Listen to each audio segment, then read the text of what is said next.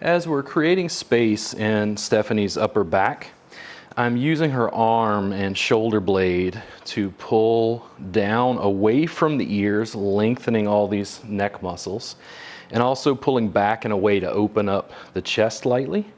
I can usually open fairly well. If I need a little more grip, I can come in with the forearm along the deltoids, the shoulder. I can grab there and roll open. Too much pressure there? No. There we go. Big and broad. Where do you feel this mobilization most, Stephanie? My shoulder. Oh. Up here? In the joint? Mm-hmm. Okay. And then where do you feel it after that? A little in my neck. A little bit in the neck.